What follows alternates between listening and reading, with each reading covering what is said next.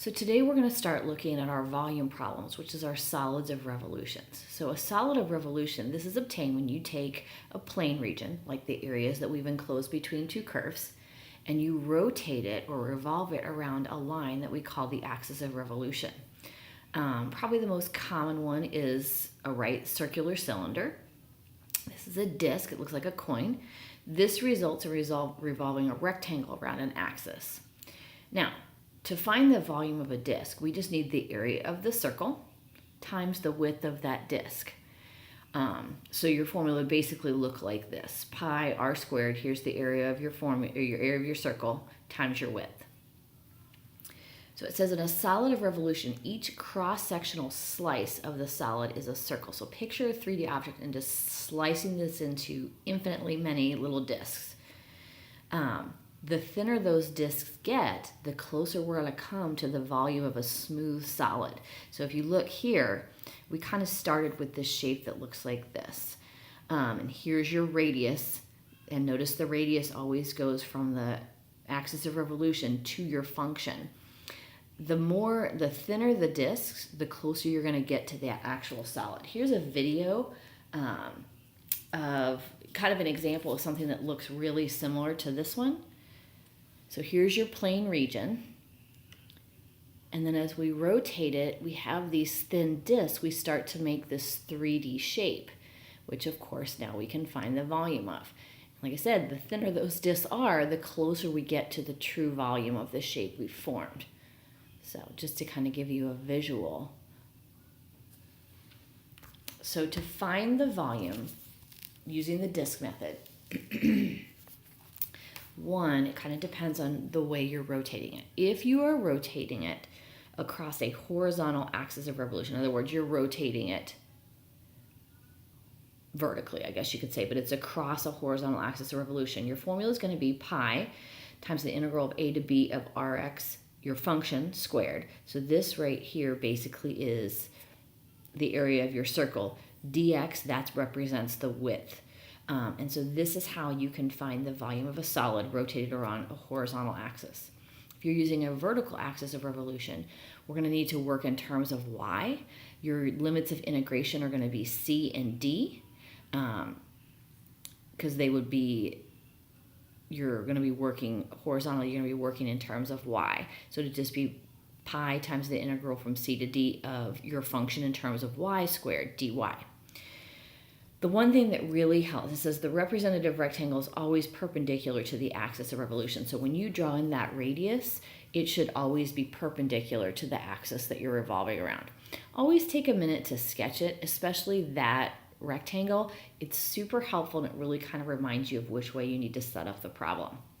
So I'm going to walk you through just a couple of the examples that I'm going to have you look at today. I would like you to look at examples 1 through 5 today. They're all pretty similar, but it shows you some different problems. So if we look at example 1, it says set up and evaluate the integral that gives the volume of the solid formed by revolving the region around the x-axis. So our function is y equals 4 minus x squared. And then we're also kind of limiting this to x equals 0 and y equals 0. And so we're going to rotate it around the x-axis. So we're looking at kind of this shape right here that's bounded by the axes and this function.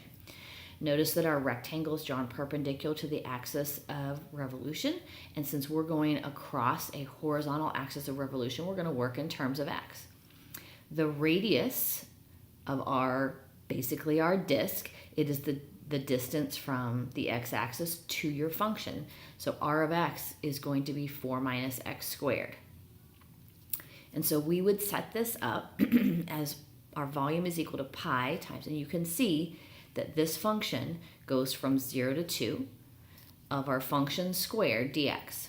And then from here, you would square this out, just use the FOIL method, and then do your antiderivative of each piece and evaluate from 2 to 0.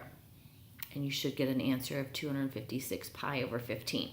But again, just knowing how to set it up, this rectangle should always go from your axis of revolution to your function. So no matter where you're located on here, the width of this is basically the distance away from your function. So that's why we let our function be basically represent our radius of our disk.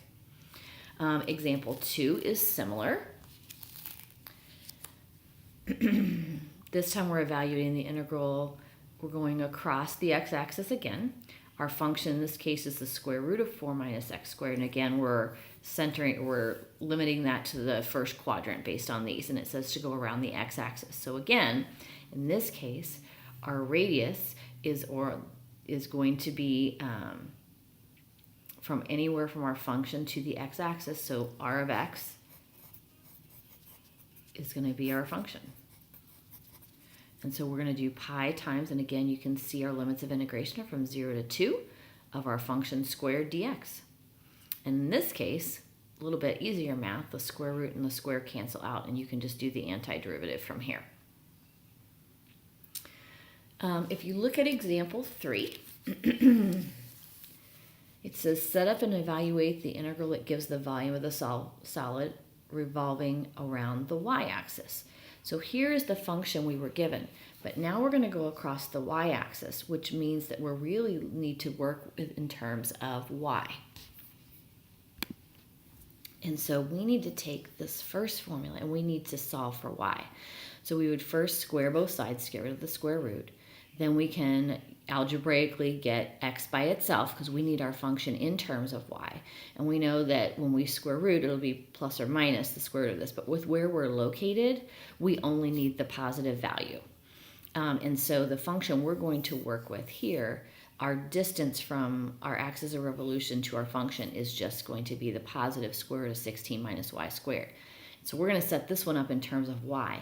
So it's going to be pi times the integral from 0 to 4. And again, notice those are your limits of integration off of the y-axis. Your function in terms of y squared dy. And then again, we can just work through this using our integration rules, and you should get 128 pi over 3. I would like you guys to also look through examples 4 and 5. So for today, please fill out examples number 1 through 5. And then you can either continue to work on worksheet 1 or you can try some of the problems on worksheet 2.